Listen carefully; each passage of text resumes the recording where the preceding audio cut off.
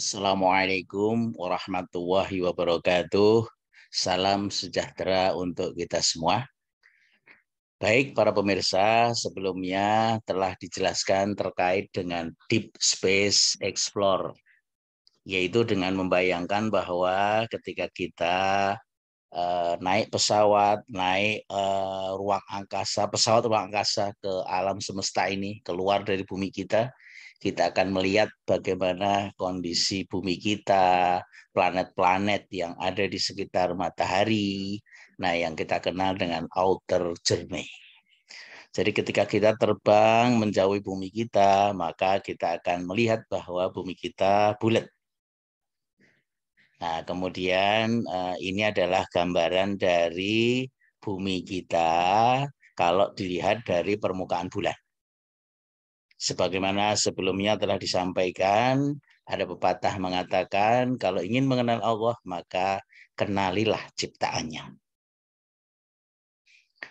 Nah, kemudian ketika kita terbang menjauh, yang telah disampaikan sebelumnya, inilah gambaran dari bumi kita, kemudian ini bulan, senantiasa berputar mengelilingi bumi kita.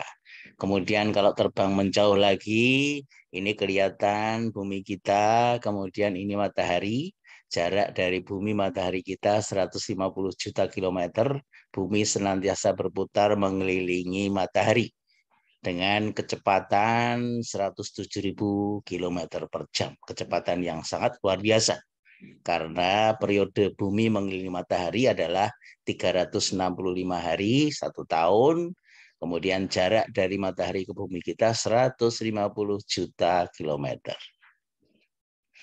Nah, ini gambaran keteraturan dari susunan tata surya kita. Ini ada matahari, kemudian ada Merkurius, Venus, Bumi, Mars, Jupiter yang masing-masing punya periode yang berbeda-beda. Nah, kemudian kalau kita terbang lebih jauh lagi, maka matahari kita ini hanya bagian dari salah satu matahari yang ada di galaksi Bima Sakti. Nah, ini gambaran dari galaksi Bima Sakti. Nah, ini kalau kita gambarkan, perlihatkan lebih gede, ini gambaran dari galaksi Bima Sakti, kemudian matahari serta susunan tata surya itu ada di titik-titik yang berwarna putih ini. Kemudian matahari, kemudian bumi, Merkurius, Venus, ya, semuanya berputar mengelilingi pusatnya dari galaksi Bima Sakti yang dinamakan black hole. Kalau bulan mengelilingi bumi kita periodenya 1 bulan 29,5 hari. Kalau bumi kita mengelilingi matahari 365 1/4 hari, tepatnya 1 tahun, maka matahari dan planet-planetnya ini serentak bareng-bareng mengelilingi pusat dari galaksi Bima Sakti yang namanya black hole, periodenya 80 juta tahun. Waktu yang luar biasa lama bagi kita. Nah, itulah para pemirsa gambaran outer journey ketika kita pergi meninggalkan bumi kita, melihat bagaimana gambaran dari alam semesta ini. Nah, jadi ukuran dari alam semesta ini kira-kira diameternya 15 miliar tahun, diameter alam semesta, umur alam semesta 15 miliar tahun, sementara diameter dari alam semesta ini menurut ilmu pengetahuan manusia sampai saat ini diperkirakan sekitar 30 miliar tahun cahaya. Nah, baik para pemirsa, kita sekarang akan melihat ke dalam diri kita yang dinamakan inner journey. Kalau tadi outer journey kita melihat alam semesta yang begitu luas, kita sekarang masuk ke dalam diri kita, inner journey. Nah, ini adalah gambaran dari ketika manusia masih berada di dalam kandungan ibunya, janin sebagai calon manusia. Makin berkembang, makin gede, maka lahirlah dia sebagai seorang manusia.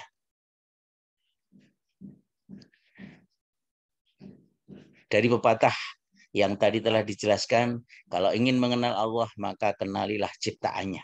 Itu bagian dari outer journey. Wahai manusia, kenalilah dirimu, maka kamu akan mengenal Tuhanmu. Kita akan melihat ke dalam diri kita.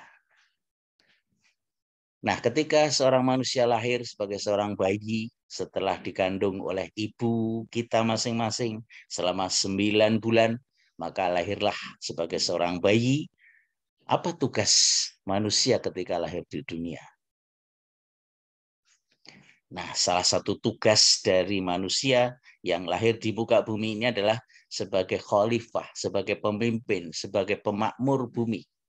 Sebagaimana firman Allah di dalam surat Al-Qur'an, di dalam Al-Qur'an surat An-Nahl ayat yang ke-78, saya membacakan artinya saja pemirsa. Dan Allah mengeluarkan kamu dari perut ibumu dalam keadaan tidak mengetahui sesuatu pun. Dan Dia memberikan kamu pendengaran, penglihatan, dan hati agar kamu bersyukur. Jadi ketika seorang lahir, maka Allah membekali kita. Ya, ketika kita lahir tidak tahu apa-apa, maka Allah membekali untuk bisa mendapatkan ilmu yang ada pada diri manusia, maka Allah sudah berikan pendengaran, penglihatan, dan hati. Nah, pertama adalah pendengaran, yaitu alatnya Allah karuniakan yang namanya telinga. Nah, telinga manusia itu punya batas ambang yang bisa didengar dari suara, yaitu intensitas suara yang bisa didengar antara 10⁻12 sampai 10⁻0 atau 1 watt per meter kuadrat. Sementara batas frekuensinya yang bisa didengar oleh manusia itu antara 20 Hz sampai 20.000 Hz. Di atasnya ini ultrasonik kita nggak bisa dengar, di bawahnya infrasonik juga nggak bisa dengar. Barangkali ini bagian dari karunia Allah kepada kita, kepada manusia. Karena kalau frekuensi dan ambang batasnya lebih lebar dari apa yang dibutuhkan oleh manusia, bisa jadi malah kita nggak bisa tidur. Kita malam hari sebelum tidur, kita mendengar percakapan binatang-binatang kecil, semut, nyamuk. Ya, kalau kita bisa mendengar, malah tidak bisa tidur. Oleh karena itu, inilah bagian dari karunia Allah yang diperlukan untuk manusia agar hidup nyaman. Kemudian yang kedua yang Allah karuniakan apa?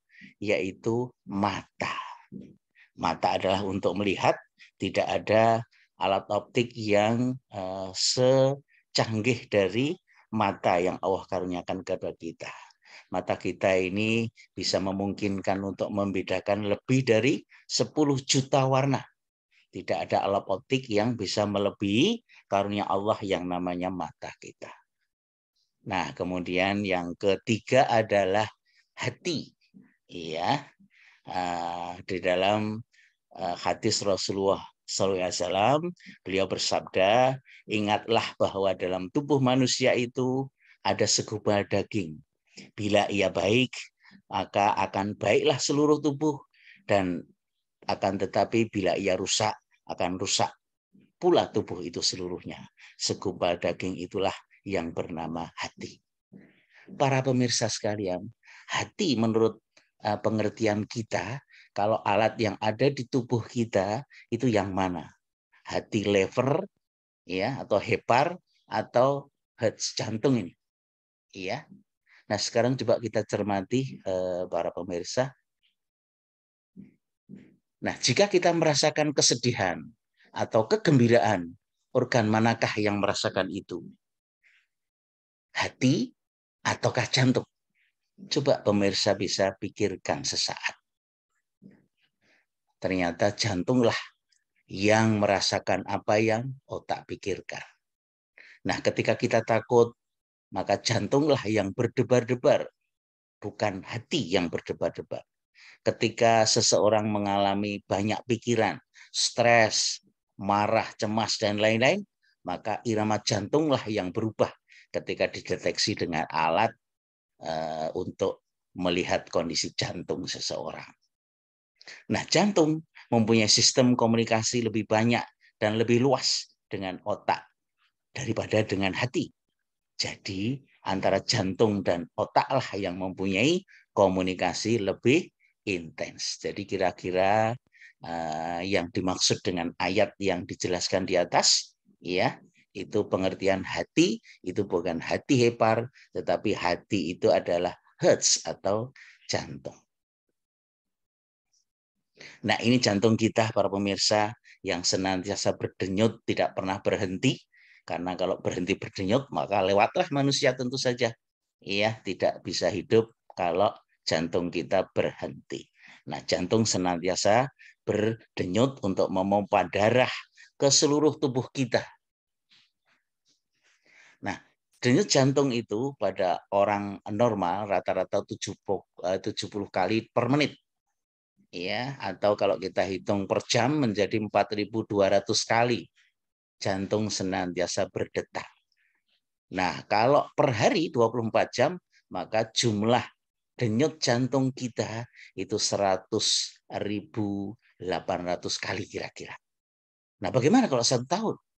Berarti kalau kita hitung dalam 1 tahun, yaitu 365 hari 1 tahun, maka jantung kita senantiasa berdetak kira-kira 36.792.000 kali. Ya, katakanlah 36 juta saja. Maka para pemirsa bisa bayangkan berapa usia para pemirsa masing-masing sekarang. Kalau usianya 10 tahun, berarti 10 kali dari 36 juta jantung kita berdetak. Kalau 20 tahun usianya, berarti 20 kali 36 juta berdetak jantung kita, nggak pernah berhenti. Kalau usia para pemirsa 30 tahun, ya 30 kali. 40 tahun, 40 kali. Bagi yang usianya sudah 60 tahun, Allah karuniakan kepada kita usianya, maka sudah 50 kali kali 30 juta. Bayangkan tidak pernah berhenti sesaat pun jantung kita senantiasa berdetak terus. Nah, tapi banyak manusia yang lupa, tidak bersyukur. Kita tidak pernah minta kepada Allah untuk menggerakkan jantung kita. Otomatis Allah karuniakan jantung kita yang senantiasa berdetak, tidak pernah berhenti. Nah, kalau jantung kita itu berdetak, artinya jantung kita memompa darah dari jantung ke seluruh tubuh kita, dari ubun-ubun sampai ujung kaki kita. Nah, pompa jantung itu memompa kira-kira 2.200 galon darah per hari. Kemudian kalau kita hitung per tahun berarti sekitar 8 juta galon darah per tahun. Kalau usianya seseorang sudah 60 tahun, berarti sudah 481.800 galon darah yang dipompa oleh jantung dengan berat kira-kira 345.000 ton. Subhanallah. Itulah bagaimana jantung kita yang senantiasa berdetak, yang senantiasa